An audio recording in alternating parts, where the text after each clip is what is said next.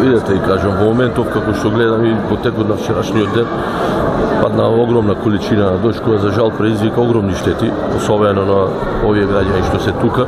Потполно им се уништени домовите, се е поплавено, таму немаме дури ни пристап. Вчера през целиот ден противпожарните единици, јавното комунално предпријатие, па и општествено одговорни фирми, некои помагаат со машинерија да се исчисти дел од коритото на река, меѓутоа за жал големо количество на вода е така да постои огромен ризик и од оштетување на машините, па и предизвикува поголема несреќа.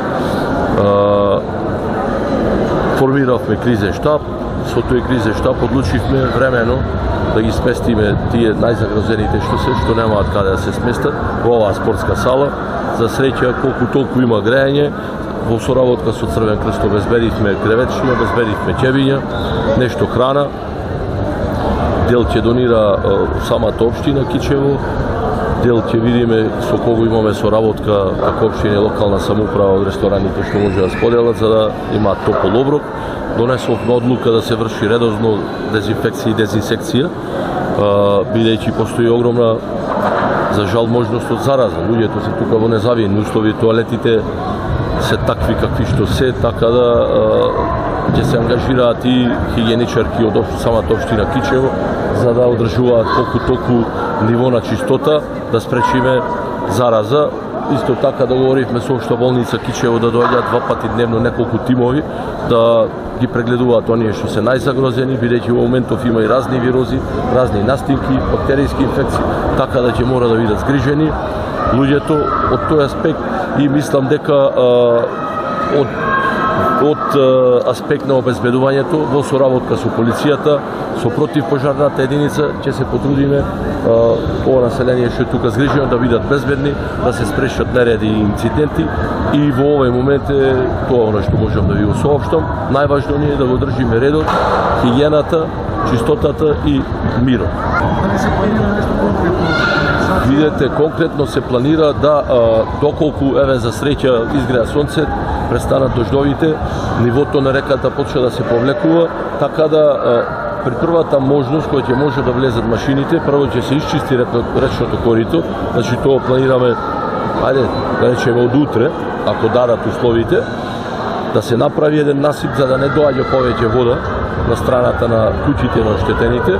Потоа веќе во втора фаза ќе се направи еден список на најзагрозени, па во соработка со Црвениот крст да им обезбедиме основна покуќнина, кревети, ќебиња, постелнини, сите оние работи што се основни за да колку толку продолжат да живеат нормално и во меѓувреме мора да бараме едно системско решение за трајно сместување и уредување на речното корито, бидејќи тие куќи се дивоградби, направени се на имот на Република Македонија, кој што е многу блиску до реката.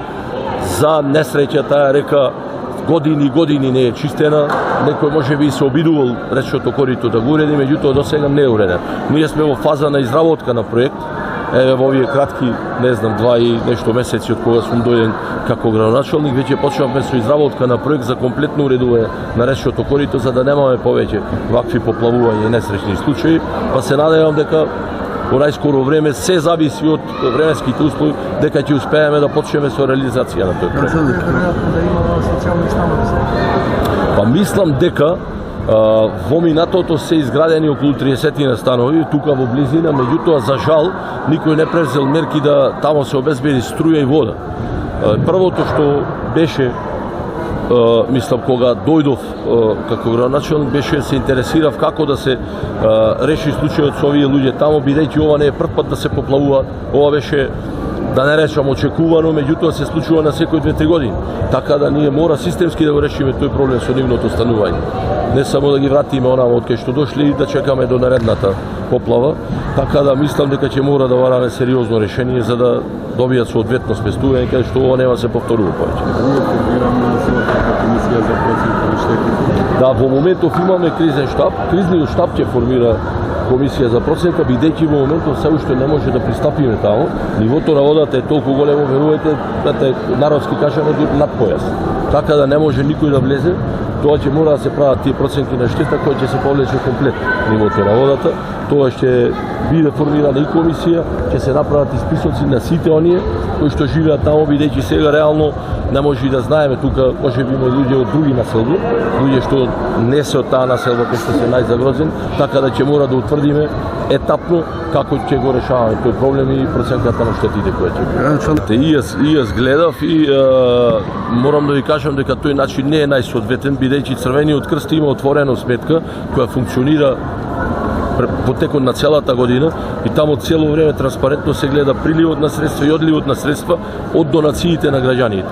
Значи, оние што сакаат да донираат, можат да донираат на сметката на Црвениот крст. И тоа е регуларно, бидејќи после кога ќе се процени штетата и кога Црвениот крст ќе им утврдува штета и ќе им дава парична помош, на таа парична помош Црвениот крст се уплатува и ДДВ и данок на доход и сите тие работи. Овие адхок акции мислам секако дека се со добра намера, меѓутоа мислам дека мора да се прават преку Црвениот крст за да имаме контрола кој што прави и колку средства збира и каде се доделува, за да немаме после нееднаквост во доделување на средствата, па некој добил повеќе, некој добил помалку, оние средства и сите оние граѓани што сакаат да донираат, апелирам да го прават преку сметка на Црвениот крст.